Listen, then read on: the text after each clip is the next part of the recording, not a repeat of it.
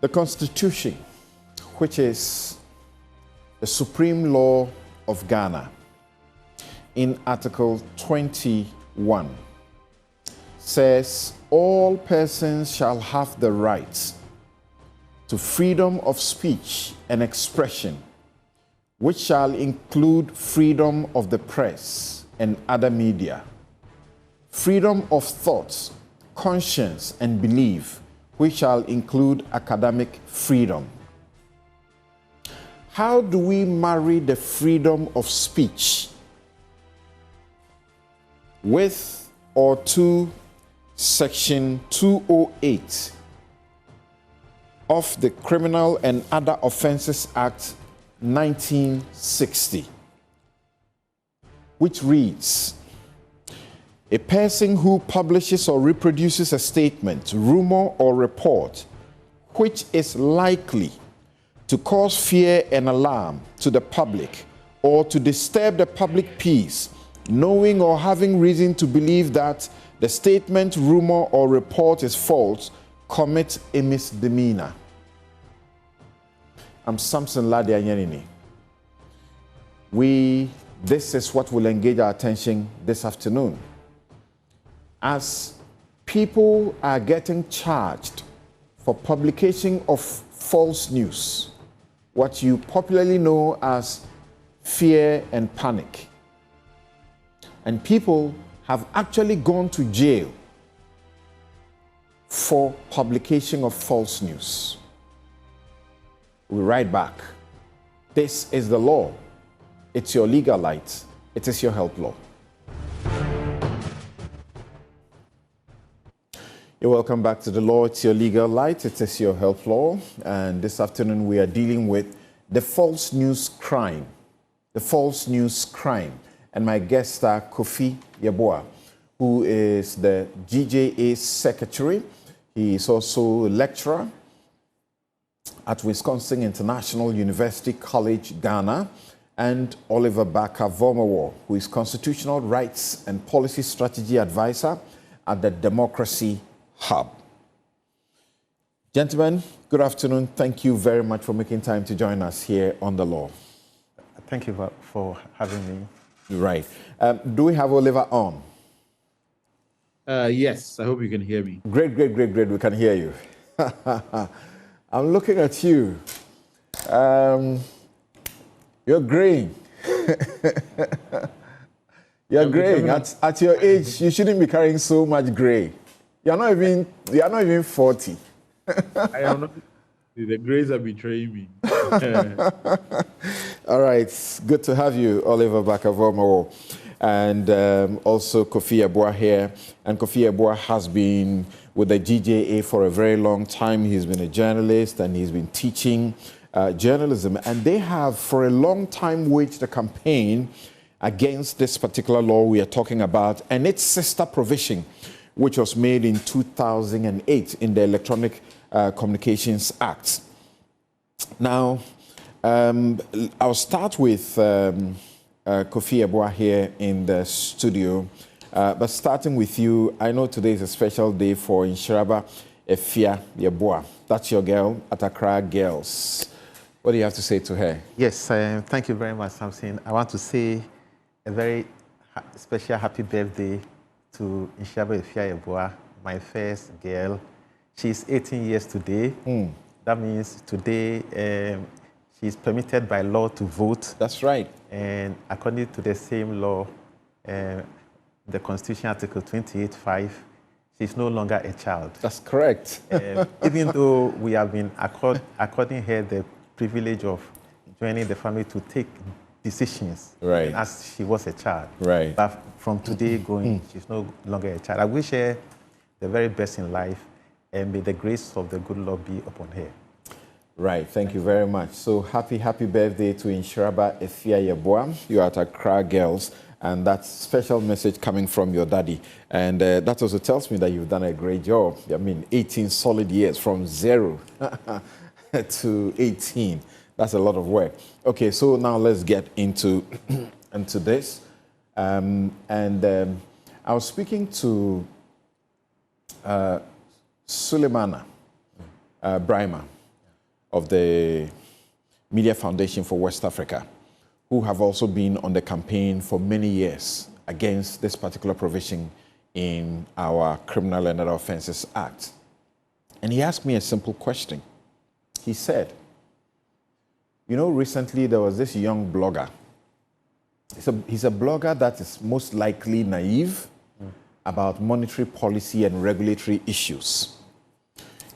He got sentenced to 30 days in prison for publication of false news. What he had published was actually speculative because he ended it with a question mark. And what did he publish? The publication suggested that dollar account holders will not be able to withdraw dollars from their respective, banks. Does that ring a bell?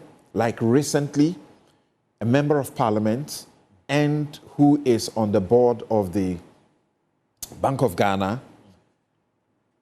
Isaac Adongo, was out there in the public, made a certain announcement, and the bank came to deny the announcement. The announcement was to the effect that you could actually not make a withdrawal from the counter.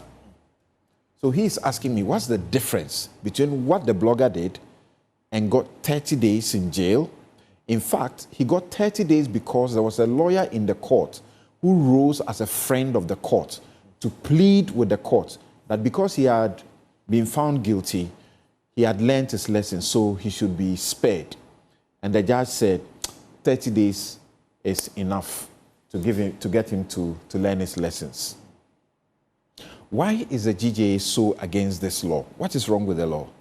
So in the first place, our position is that we cannot and we should not criminalize free speech. And secondly, we think the selective application of the law and the very example you give now is a clear indication of what we've always thought, that even where the law is applied, it is selective. So otherwise, why wouldn't the Honorable MP be also arrested and prosecuted on the same law? So we are saying we should not criminalize free speech. That is one. And then we also think that the police especially has been very biased and selective in applying the law, mostly against people in the media. In our humble view, if you look at the 1992 Constitution, and we are normally taught or advised to read the Constitution in whole. If you look at the provisions in the Constitution, it tilts more towards guaranteeing free speech and expression. You made reference to Article 21(1)(a), 21(1)(f), which is on freedom of information. And when you look at the provisions under Chapter 12, they all promote freedom of expression, even the limitation clauses in there. And if you are looking at the totality of the Constitution, in our humble view, the Constitution wants to promote free speech and expression, also because the Constitution seeks to promote the development of democracy. So, for example, when you look at Article 163, which enjoins the state-owned media to provide fair opportunities and facilities for the presentation of divergent views and dissenting opinion. And for me, that is towards promoting the democracy. And if it is so, why should we seek to silence people from speaking? And we also believe that there are other means by which people could be reined in if they fall foul of the law. Okay, so you hold on there for me. Why should we seek to silence people from speaking? And you speak about even the qualifications in the various provisions of the Constitution that you have referred to. And your point is that the Constitution, if read in a whole, seeks to promote the freedom of speech. And I must tell you, I was very surprised when you were referring to some of the provisions, you were actually quoting them verbatim. When you refer to Article 163, you really quoted the entire provision. It says, all state media shall afford fair opportunities and facilities for the presentation of divergent views and dissenting opinions. Before you get there, it speaks about the freedom and independence of the media, which are guaranteed. Then it goes on to talk about there not being censorship, and then that there shall not be impediments to the establishment of private press or media. And again, there shall be no law requiring any person to obtain a license, blah, blah. Then clause 4 of 162 says, editors and publishers of newspapers and other institutions of the mass media shall not be subject to control or interference by government, nor shall they be penalized or harassed for their editorial opinions and views or the contents of their publications. You say, looking at all of this, including particularly Article 21F, and 21F says freedom, information, that all persons shall have the right to information, subject to such qualifications and laws as are necessary in the democratic society. Don't you think that on the basis of this, the provision found in Section 208 is the laws that are necessary in the democracy? It is the application of the law. So when the law says likely to cause fear and panic, who is making a determination of what is likely? And the police have been doing that. And we think the interpretation they give to that part of the law is very loose. So as and when they choose, and I recall the former IGP, Dr. George Ekufu-Dampare, sometime in August last year, at the Ghana Report Summit, he had sought to justify the use of that law. And on that occasion, he made comments to the effect that the police will only come after you when you make comments that is likely to undermine national security and all that. But who is making that determination? And if you look at the cases, they are very weak. For example, you are familiar about Noah Adame's case. Yes, Noah Adame. Very, very loose. And in that Radio Ada. Radio Ada. So Noah Adame had made a Facebook post, I think on March 8th, 2022. And he had made reference to McDan. Okay, then Electrochem Ghana Limited, which is a company owned by McDan, goes to make a report. And then Noah Adame is arrested. Now, he never mentioned Electrochem. He mentioned McDan. So one would have thought that defamation must be the option to go, okay, and not the criminalization of that free speech. And I mentioned Noah Adame, and in defamation, one key ingredient is reference or identification. Right. Electrochem was never mentioned. So what is the business of Electrochem? And even if Electrochem goes to make a complaint to the police that somebody is doing something untoward, how does the police then determine that will cause fear and panic and undermine national security and all that? But and he's kept in custody for a while. Custody. And he eventually died. I'm sure many of you know this story. Eventually, the trend is that the police never will go to further prosecute the case. They will just put you in jail and later release you. Put you in cells. It's a way of intimidating and harassing people.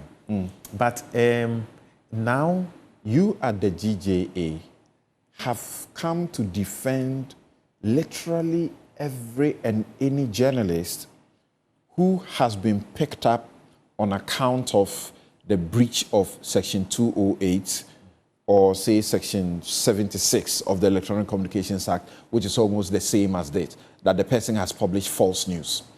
I remember Bobi Ansa talking about the presidency, the former First Lady being involved in some land matter, and so on and so forth. And he got, picked up. Captain Smart, this guy, Thompson. There's this guy by name Thompson. I've forgotten the group that he... Asepa guy. Asepa. Making the claim that, the private jets or so was used to ferry Akufo-Addo's daughters or something, for, is it shopping abroad or something like that? Yeah. Why is it that you always go to the defense of the journalist if they are publishing something which, in fact, is not true? In actual fact, we've even come under attack for limiting our defense to only people within the media space because our mandate is very broad. And we derive our mandate from Article 1625, which says that the media must uphold the principles, provisions, and objectives of the Constitution. So if the provisions of the Constitution include the human rights provision, then, in my view, it's our mandate to uphold it. And Article 15 is clear, 15.1, that the dignity of all persons shall be inviolable. So any time the dignity of any person is under attack, we have a mandate to go to the defense of that person. But we have always limited ourselves to the media space. And that is why people like Ayeboafo had cause to criticize us that why should we always be crying about our people under attack and not others too? So the mandate is broad. And the reason we also do that is if you don't address the issues promptly, then you are likely to have impunity on your hand. So one happens, you don't address. Another happens, you don't address.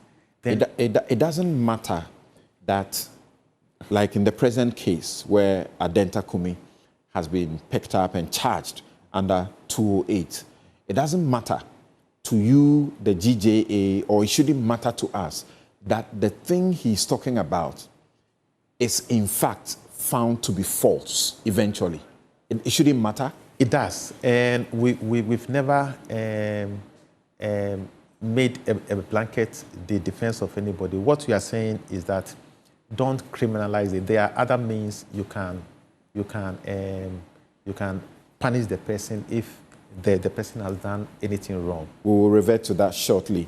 Earlier, you were also referring to Article 162, Clause 5. One of my very favorite provisions, and I have said, and I'm on record of saying that it is the reason I'm still doing this in the media. And I must once again commend your ability to refer to the provisions and almost quote them in extenso. Clause 5 says, all agencies of the mass media shall at all times be free to uphold the principles, provisions, and objectives of this Constitution, and shall uphold the responsibility and accountability of the government to the people. Let me bring in Oliver Barker-Vormawor right now. Now, this provision, what is wrong with it? It says, it's titled, Publication of False News with Intent to Cause Fear and Alarm to the Public. Any person who publishes or reproduces any statement, rumor, or report which is likely to cause fear and alarm to the public or to disturb the public peace, knowing or having reason to believe that the statement, rumor, or report is false, is guilty of a misdemeanor. Are you guys saying we should encourage the publication of false news in our country? Oliver? Yeah.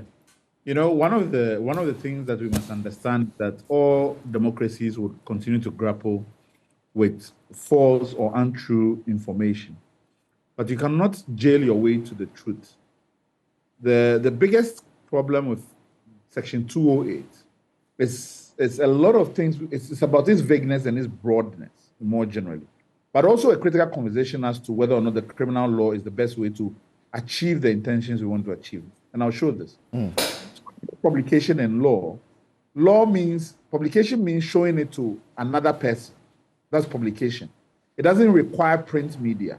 So if somebody has seen, for instance, if I wrote a letter and I showed it to you, it means that in law publication has happened. Secondly, it says that reproduction. So meaning that if news, say, or some news item appears on any news platform, let's say even a multimedia group on the My Joy Online website, and then I share it on my page, I have republished it. The law then goes on to say that it is not sufficient for me to say I have shared news from a source which I deem to be credible, for instance, the multimedia group, that have I taken steps to verify that that information is correct. It is impracticable in a digital world that every information or piece of information you come across, and that even is coming from seemingly persons who have a certain level of credibility and who generally put out information that you believe to be accurate, that they may have made a mistake in a reportage, immediately then you come within the suspicion of law. The next thing is that the distance between putting out the information and then immediately being arrested is very short. We don't then jump into the next part of whether or not you intended. The intentionality element of the offense is not a big concern. Thirdly, there's also a little bit of subjectivity and vagueness. When we use alarm, fear and panic, disturbance, what kind of information are we able to determine and what level of accuracy that this information is causing generalized fear and panic among the public, not even for the one individual. So all these things make it or demand that we question whether or not our intention to be able to protect the free flow of accurate information, whether the use of that legislation, in particular in a digital world, where information circulates fast in the manner in which it does, whether it's the most appropriate tool.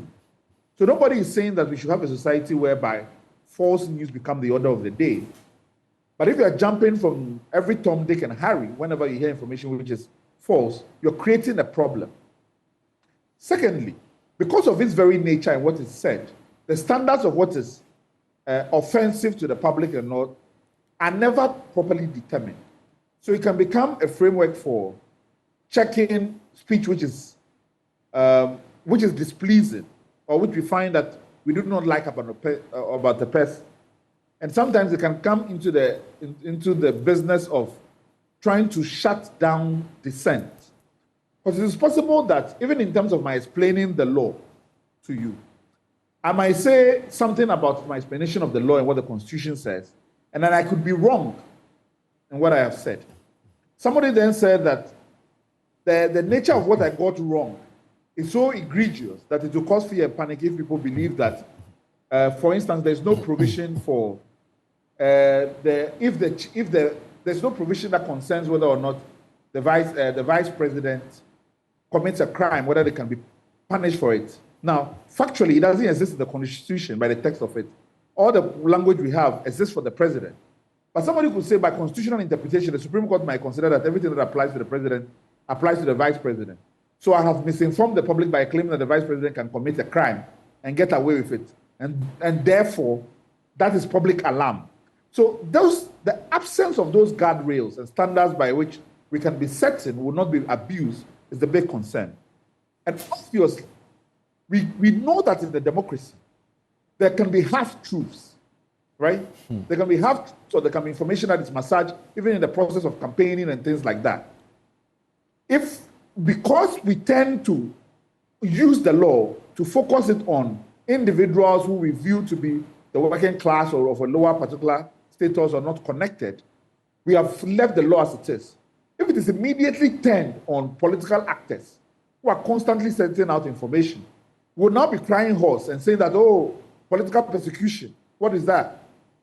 We know the law is bad, but because it is affecting a particular class of people, it is not a problem.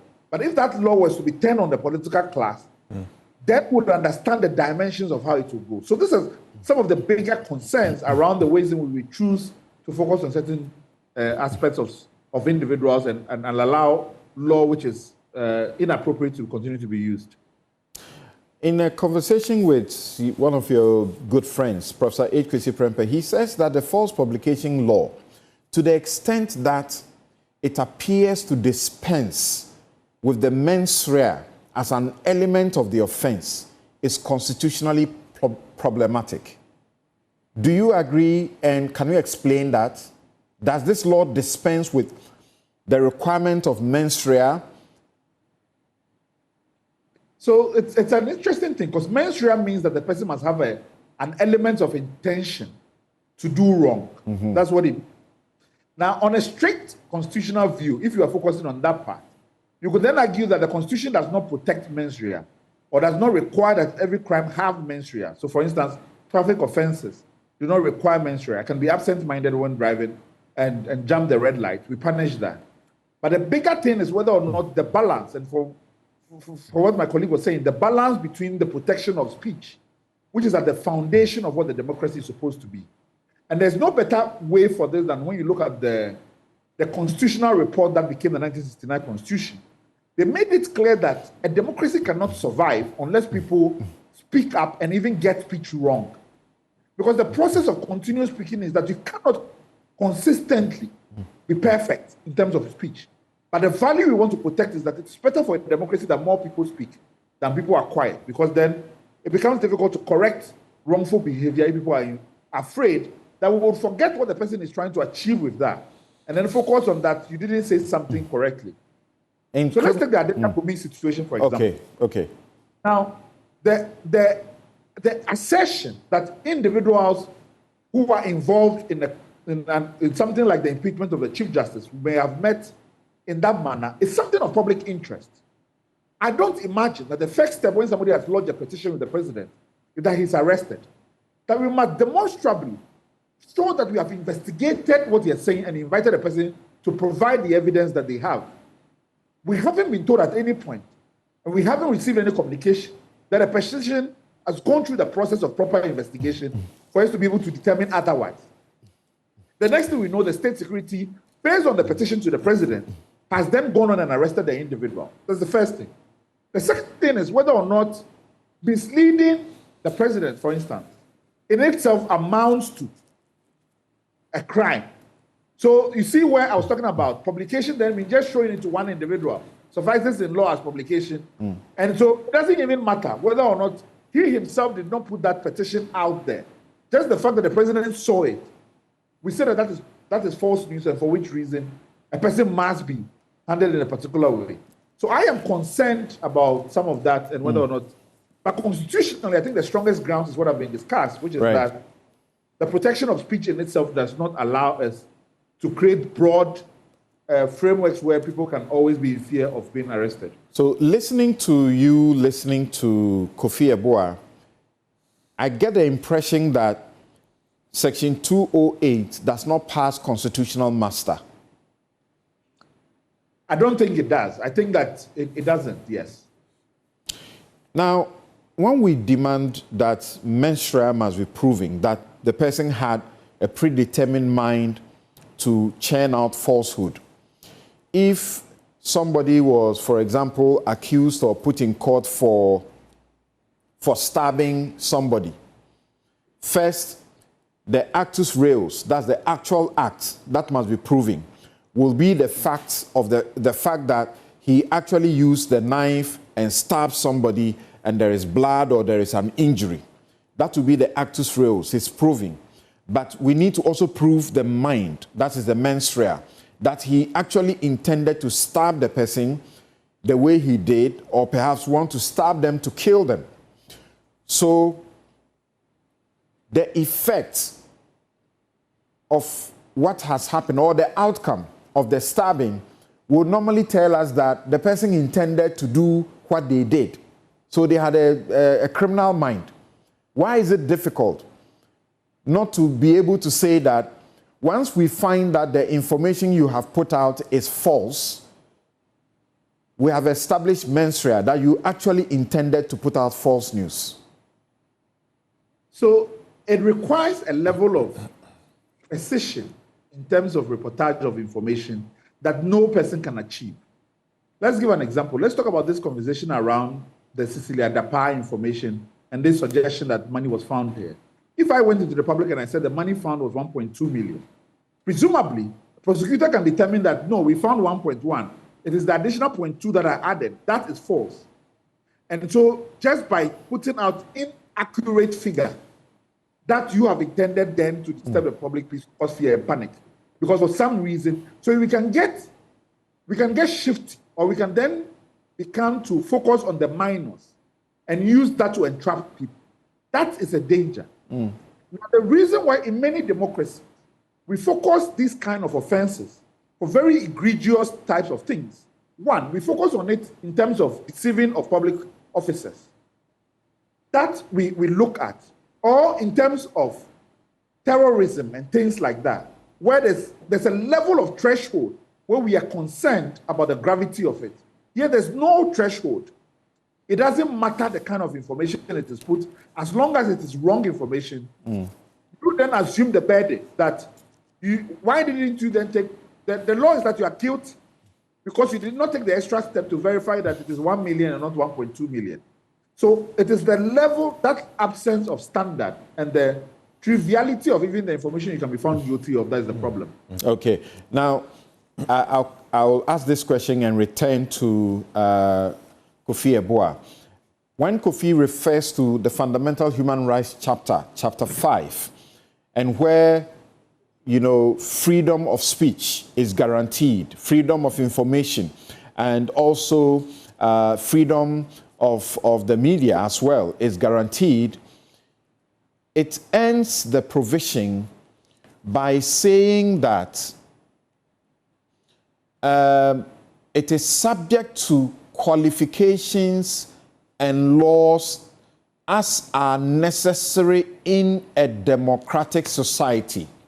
Then in chapter 12, on the freedom and independence of the media, it also gives a qualification that these laws are subject to, this provision is subject to laws that are reasonably required in the interest of national security, public order, public morality, and for the purposes of protecting the reputations, rights, freedom, and freedoms of other persons. How do you justify that requiring people to be responsible to make sure that they are not publishing false news does not meet this constitutional requirement? So the first thing is that we must take a cue from the Constitution itself. So one of the things the Constitution creates is the right of rejoinder, for instance. That's right. Where if someone publishes false information or inaccurate information about you, the Constitution says it is preserving your right to respond to that by a rejoinder. It is an indication from the Constitution is that the way to deal with bad speech or wrongful speech is more speech or clarifying speech or good speech. So for me, that is an important lead we must take from the Constitution. Secondly, the Constitution wants, in terms of protection of other individual freedoms, that we must also be able to take into account mechanisms by which people might be able to vindicate their rights. So for instance, the civil process exists for a reason. That in terms of balancing, what is the Constitution's interest? The Constitution wants more speech, consistent more speech. And if we fear that this kind of criminal legislation can have a chilling effect on speech, then we're also breaching the Constitution by claiming that we are protecting the speech restriction. Okay. So it is a balancing act that we get wrong by the kind of broad and vague legislation like this. Will your response be the same if somebody, went into the media and said that there was a particular disease that was being spread in a particular market or town and people were catching it really fast? People were catching it by simply breathing the air in town. Or that somebody said that there was this sea of whatever it is that was swamping a particular community and swallowing up every individual that comes in their way, or that there was an earthquake of sorts and all of it was false, will your response be the same, that this law is not good? So my response is that the law is not targeted enough in order for us to, because it is so broad in its nature and focuses on trivialities, the significant emergency situations that could arise are not sufficiently targeted. So if the intention is to be restrictive, we can achieve that same aim. But more importantly, a lot of democracies have found that the best way to dealing with false information of a particular nature is not arresting or criminalizing, because you could even worsen it, because people are continuously having more distrust of government, for which reason the perception is that you are trying to cover up. So what they want is that there has to be proactive government communication and responses. So when somebody comes out and say there's somebody who is, like so there's a disease which is airborne, like we're all panicking about COVID. Or a particular source of water has been poisoned, nobody should drink it. And then in a village, a number of people don't drink it and they starve, and they die out of that. So immediately the government responses to this is that we are showing on TV, somebody is drinking the water, we are reassuring. Criminalizing, sending, so many people to go and arrest the individual. It has dealt with the person, but it's not dealt with the information. So how do you manage the information is the bigger concern around that. Thank you. And I'm back to you, Kofi Yeboah. In the Adenta Kumi matter, so Oliver, I looked for this particular case, Edusei II versus the Republic, 1975. So this man wrote a letter to the Asantehene alleging that certain persons were plotting to overthrow the government. The police investigated the report and found it to be false. So Oliver is saying, for him, it's important to have investigated first. Okay. In the Adenta Kumi matter, for example. This one, he wrote to the Asantehene, alleging that certain persons were plotting to overthrow the government. The police did an investigation and found that his report was false. He was convicted of publishing false news and deceit of public officer. Don't you think that this is good to keep our society in order? That it's not right to say, I have evidence of this judge and that judge who have met together with a lawyer and they are trying, they are hatching a plan to remove the Chief Justice willy-nilly. So what was the intention of Edusei? And what is likely to be the repercussion? So next time, if I hear somebody is plotting to go and kill the king, I'll keep quiet. I'll shut up. And who knows whether at that time it may be true and real. So the whole point, and I agree largely with Oliver when he talks about balance and threshold.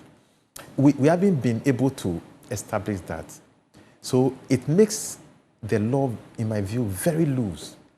And when you also have a law enforcer who is applying it anyhow, it doesn't help at all. Says anyhow. Let me give you an example. So when I was at Graphic, I went to do a story at... And let me announce to our viewers that we are going to open the phone lines in the next 3 minutes or so you can join. The question I put up on my wall on Facebook was for you to tell us, after reading the law carefully, tell us if you think this law is a necessary evil in our times when people are just putting out anything at all on social media, or that this law is completely unwanted in a democracy. We'll open the phone lines in the next 3 minutes for you to share your views. So I went to do a story at Adomfe in the Asante Achim district, and it was about a borehole that they said had healing properties, and people had testified that after drinking the water, they were healed of all kinds of ailments. Subsequently, I interviewed some researchers from KNUST, and they said that the claims were false. Should somebody be prosecuted for this? I don't think so. Even in our daily work, we may. Had they drank contaminated water or the water was clean? There was no problem with the water. The water was clean. The water was clean. The water was so imagine a situation where they drank water that could kill and poison them. Will this law not be good? Expecting them to be reasonable. And for all of you watching and listening to me, I'm sure some of you are surprised. You're listening to the questions I'm asking. Well, if you know me too well, my crusade against this law is how many years? Like over a decade. Yeah, I know. So Oliver spoke earlier about other means to deal with That's right. this thing. That's right. A rejoinder, even seeing for the defamation. The NMC is also there to regulate. Right. We may agree or we may think that the NMC has not been strong enough to doesn't have teeth to bite. Do that job. It is for us to find ways of strengthening the capacity of the NMC. So there are other means that we can use to address this. And the rejoinder you speak about, the law says that any medium for the dissemination of information to the public, which publishes a statement about or against any person, shall be obliged to publish a rejoinder, if any, from the person in respect of whom the publication was made. Yes. So you say rejoinder, yes. Or people can resort to defamation, take you to court for defaming them. Yeah. All right. Or file a complaint. Or file a complaint at the NMC. And the NMC will compel, if they find that the journalist has done wrong, they will compel the media house or the journalist to retract and apologize. Yeah. And then is that enough? It is. Defamation. And if we look at the amounts of money involved in some defamation cases we've heard recently, it can collapse a media organization. But where the spreading of false information is against the state can't take a suit in defamation. Yes, it is right. But our position, from our perspective, in many of the cases that have been used against media practitioners, they were nothing to do with the state. They were civil issues. Right. But the police will always use this law against the media. So we are against that. But talking broadly about other persons who may not... And as Kofi Ebua continues to speak, the phone lines are open. You can call in and ask your questions to Oliver, to Kofi Ebua, or make a brief contribution. Do you think this law should stay, causing fear and alarm? Should it stay or it should not stay? Or what do you think? Is it necessary or it's not necessary? Some people say there's a lot of irresponsible stuff on social media these days.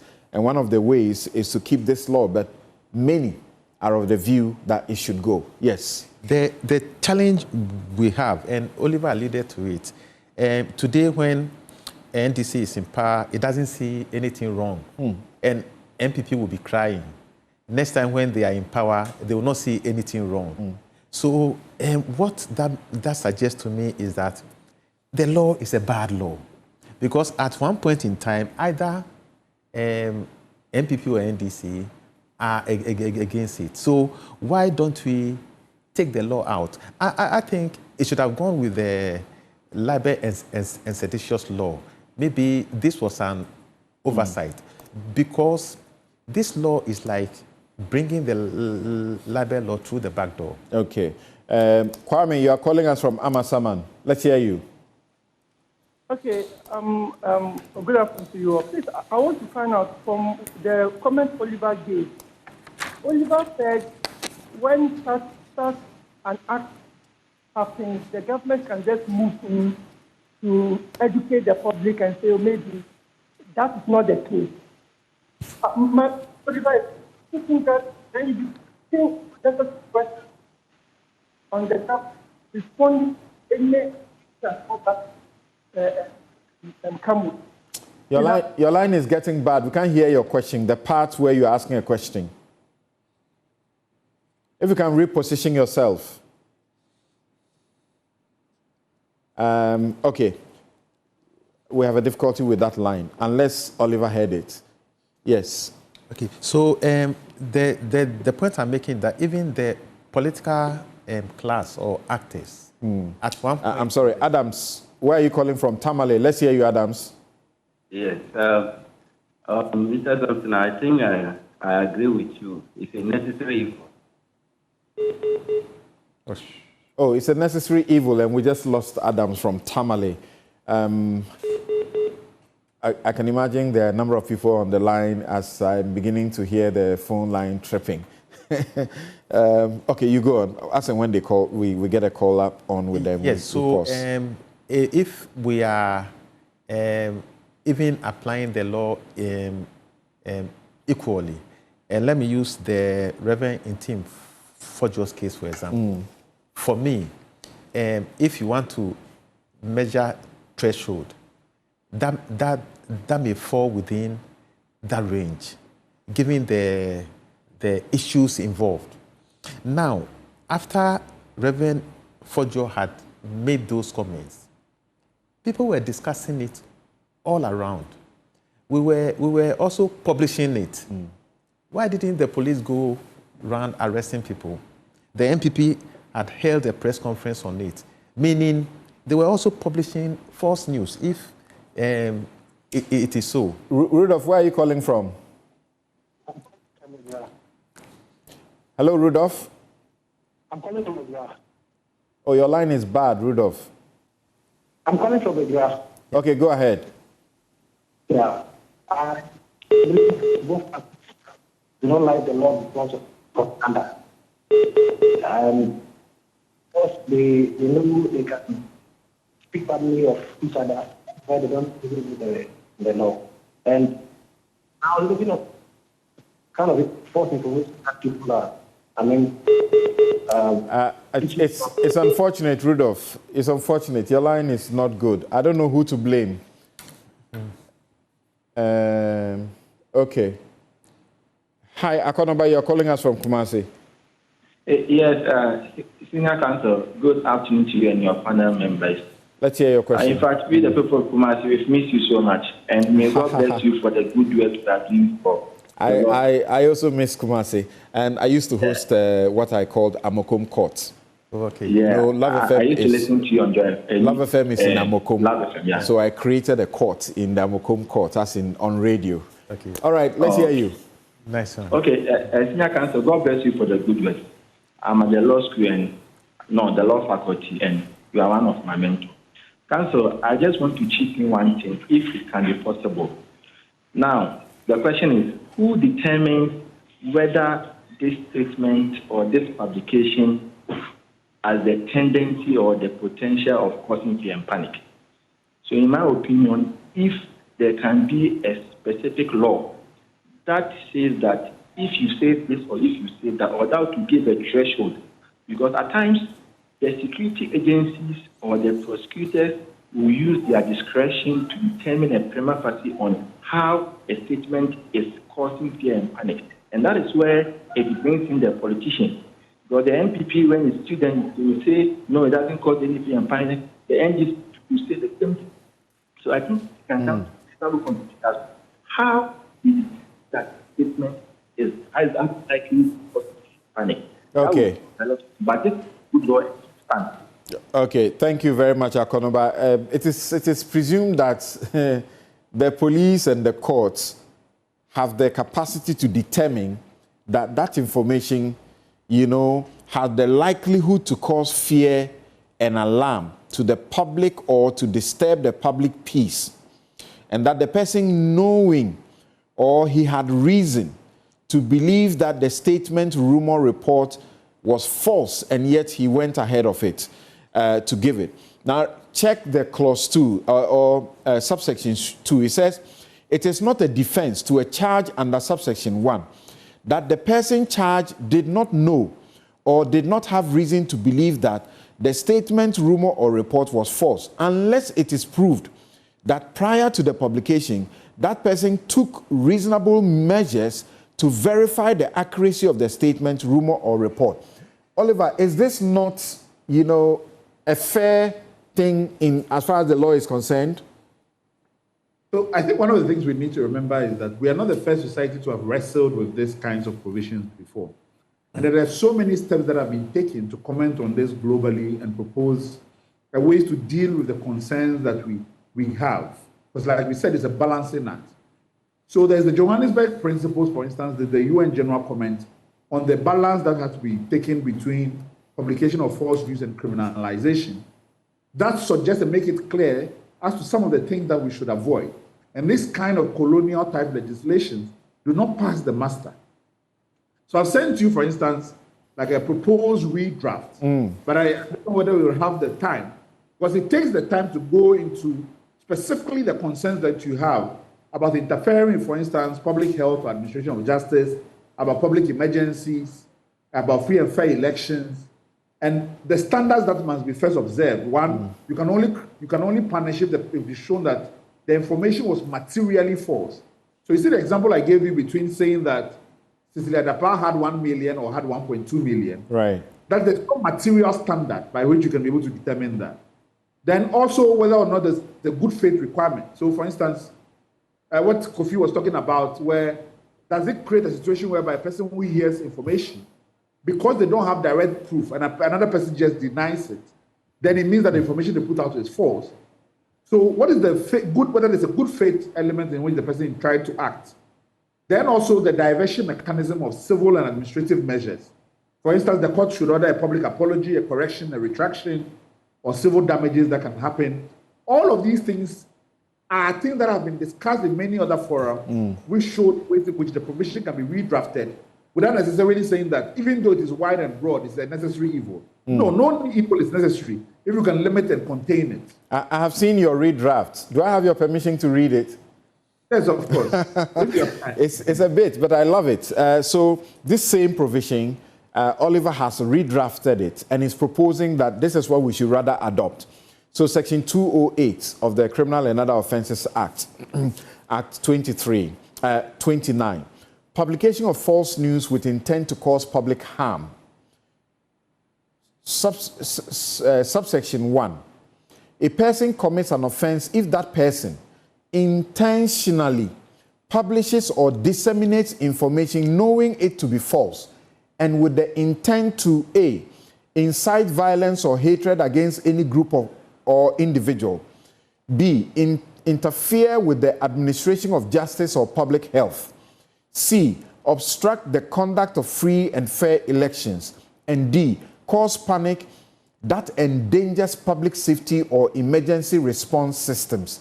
That you have done this intentionally. Subsection 2, a person does not commit an offense under this section unless it is proven that A, the information was materially false, B, the person knew the information was false or acted with reckless disregard for the truth, C, the person had the specific intent to cause one of the forms of public harm listed in 1. And then he provides a defense. That's subsection 3. It shall be a defense to a charge under this section if the accused person can demonstrate that A, reasonable steps were taken to verify the information prior to publication, or B, the statement was made in good faith without intent to deceive or cause public harm. And then there are civil and administrative measures and order for a public correction, apology or retraction, issue an injunction to prevent further dissemination, or award civil damages where appropriate. And no criminal sanction shall be imposed under this section if in the absence of clear and convincing evidence of intent to cause specific public harm as defined under this subsection. And he defines what publication means and what public harm means. Well, those who are listening, I think they can adopt it and we will all be good. Our time is up. What can you say in 15 seconds? I think Oliver's redraft suggestion is very good. Okay. It gives us the boundaries. And if we are able to... So the GJA should take it and adopt it and yes, insist that this is what should be done. It will clarify... Rather than scrapping the provision. A lot of issues. Okay. All right. Thank you very much. Oliver, our time is up. That's all time will allow us. Thank you, gentlemen, so very much. This has been The Law. It's your legal light. It is your help law. My guests have been Kofi Aboah, GJA Secretary, Lecturer, Wisconsin International University College, Ghana, and Oliver Baka-Vomowo is Constitutional Rights and Policy Strategy Advisor, Democracy Hub. I hope we have helped you. Have a good afternoon.